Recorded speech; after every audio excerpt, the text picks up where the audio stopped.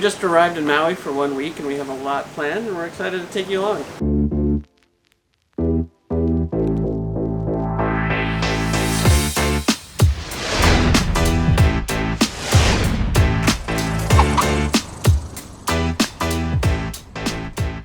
So first up, we are taking a whale watching tour with PacWhale Eco Tours. Every year, 10,000 to 12,000 humpback whales travel from Alaska to Hawaii to birth and raise their young. The whales are here from December to May, but the peak time to see them is January to February. We're here in late January, so hopefully we're going to see a lot.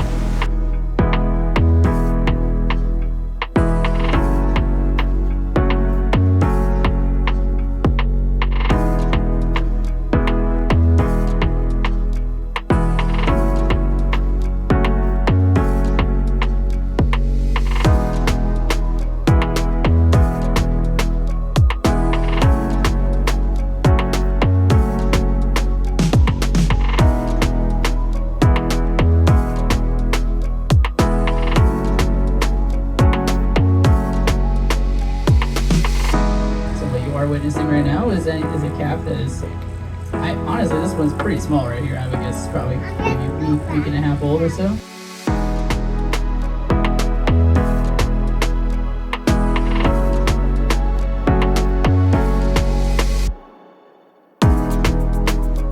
Our boat had a naturalist on board who taught us some facts about humpback whales and let us know what we were seeing. They also had some educational activities for kids and dropped a hydrophone so we could hear the whales sing.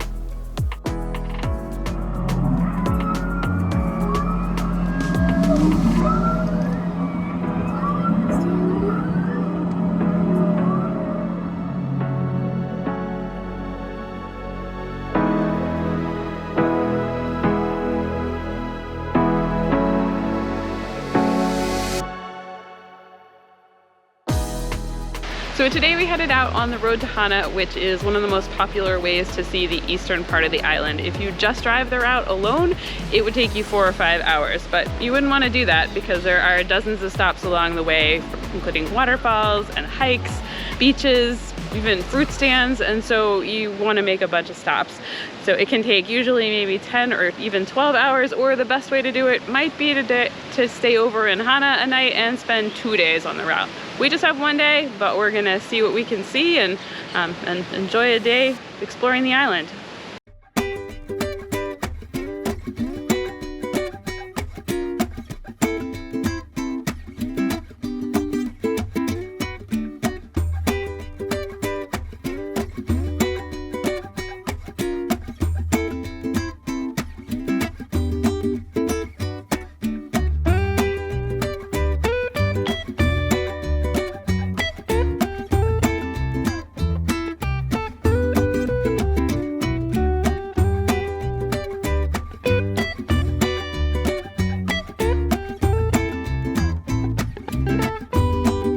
Fresh baked banana bread is something you'll find all over the island, and Auntie Sandy's on the Kianai Peninsula was a great place to stop.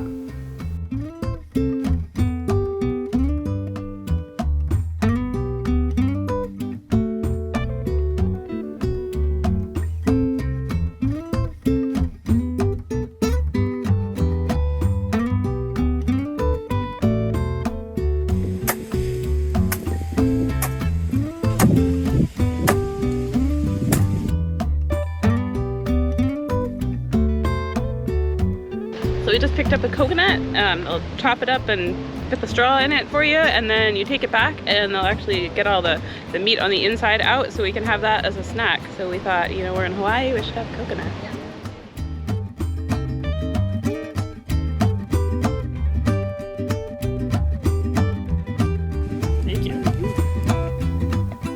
The road to Hana has more than 600 sharp curves and 59 single-lane bridges. There are things to stop and see everywhere. We downloaded an audio guide from Shaka Guide online, and it was an excellent choice. We had a paper guide too, which was great for planning, but there are just so many things to see and so many curves in the road, it was really hard to keep up, and to not get carsick with the hard copy guide.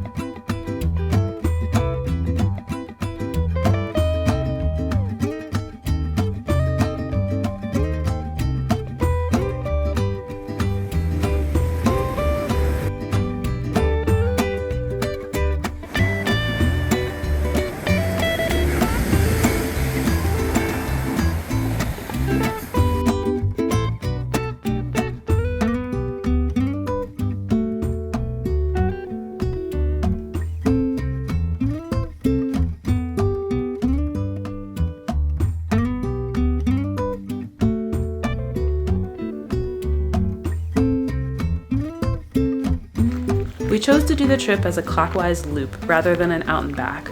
A lot of people turn around at the Ohe'o pools and retrace their route, and there's a good reason, but what fun is that?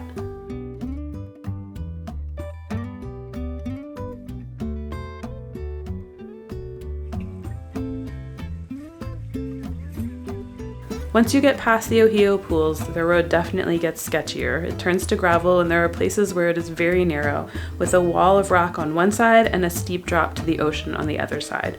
Unfortunately, I was so nervous during this part of the trip that this is the only shot I've got of that part. You can see how close that wall is to the car, and the drop on the other side is about the same, so you have to hope that you just don't meet anyone going the other way. However, the south side of the island is stunningly beautiful, and now, knowing that both we and our rental car survived, I'm glad we did it.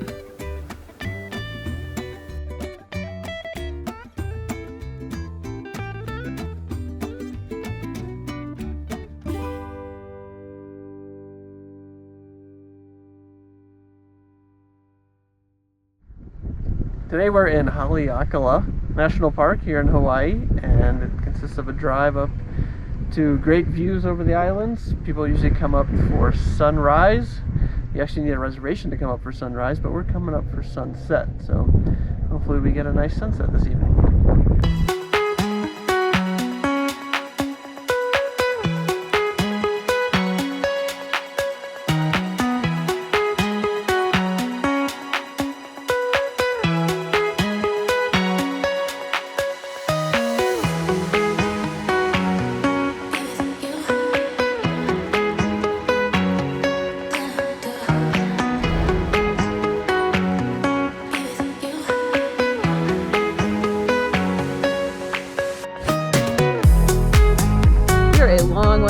Where we started out down along the coast. We started out obviously at sea level, and the mountain is the volcano is 10,000 feet, so we're up there.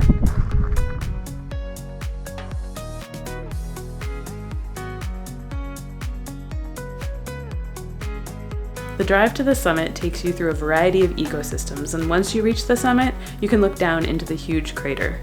Haleakalā is an active volcano, but the last eruption was 400 to 600 years ago.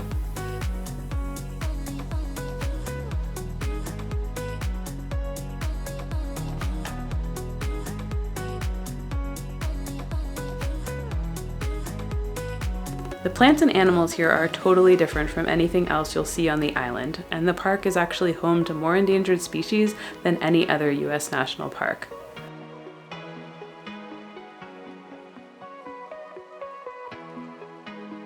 From the Visitor Center, you can access 40 miles of hiking trails and venture into the backcountry wilderness area if you're feeling adventurous. Haleakalā is an excellent area for observing the night sky for both everyday visitors and scientists, and you'll notice an observatory located on the summit that's run by the University of Hawaii, although it is not open to the public. We arrived at the Visitor Center with several hours until sunset to be sure we got a parking spot, and there is plenty to see and explore no matter how much time you have.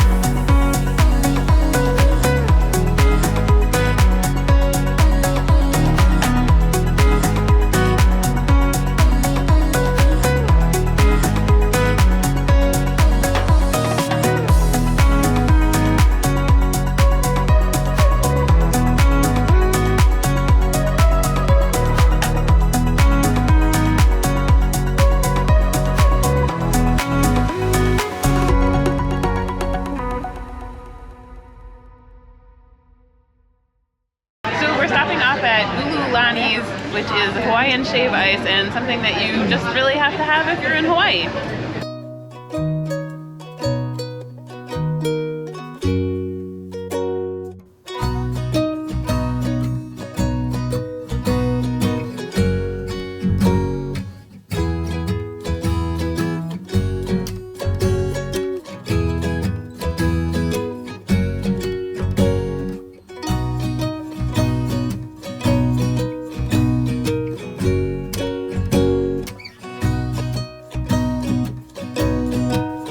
We did try a few shave ice stands on our trip, and Ululani's was by far the best. It's a lot creamier. The ice is a lot finer than like a regular snow cone where it's sort of grainy. It's almost creamy. It's really good.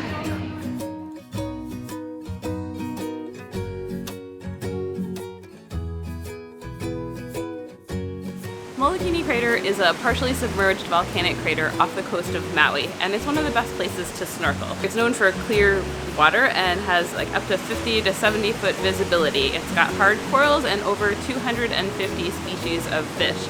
And the fish are sort of used to people because it is such a popular spot and because the conservation history of the area has protected them. And so there's a good chance you'll see a lot of good things. Today's snorkel is extra special because my mom is coming with me and it is her first ever snorkeling trip, so I'm hoping that we're going to see a lot of great things.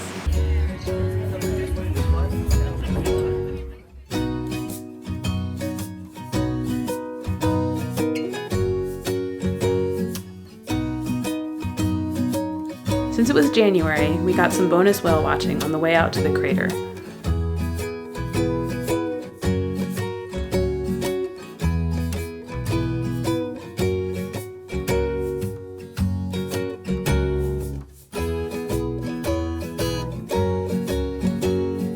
Also, because it was January, the seas were a bit rough most days, and the morning we went out snorkeling, the interior of the crater was especially rough, so they actually took us around the backside, where it was a bit calmer.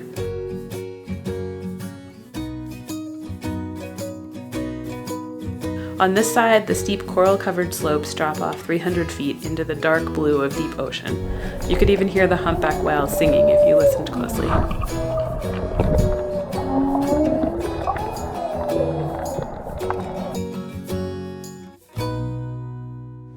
So today we're at the Maui Ocean Center, which calls itself the Aquarium of Hawaii, and it's kind of cool. Everything here is from Hawaii, and it's right on the ocean, and they actually pump the ocean water into the aquarium and use it for all their exhibits, and then it's filtered and returned back to the ocean.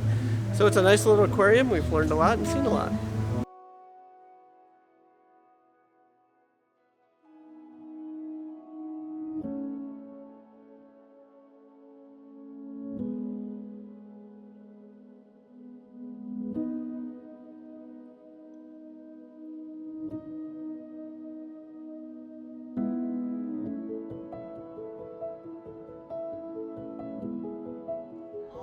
Animals here are found in Hawaiian waters.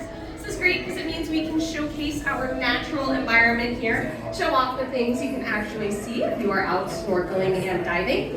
One thing that makes us really special is all of our coral exhibits are 100% real and alive. We have one of the largest collections of Pacific coral in the world, so definitely pay attention to those as you're exploring, show them some love. Now, one of the reasons that our corals, as well as all of our animals here do so well, is our open water system.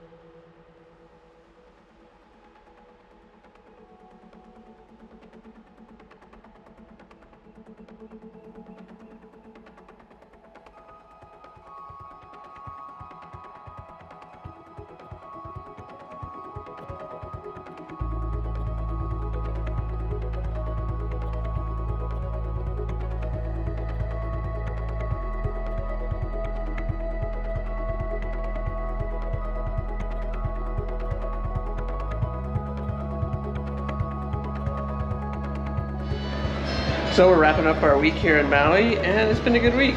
Yeah, we have done a lot of things, and there are a lot more that we wish we had time to do, but we are out of time, and we are headed off to the Big Island. Yep, so we hope this video has been helpful, and until the next one, Enjoy your travels.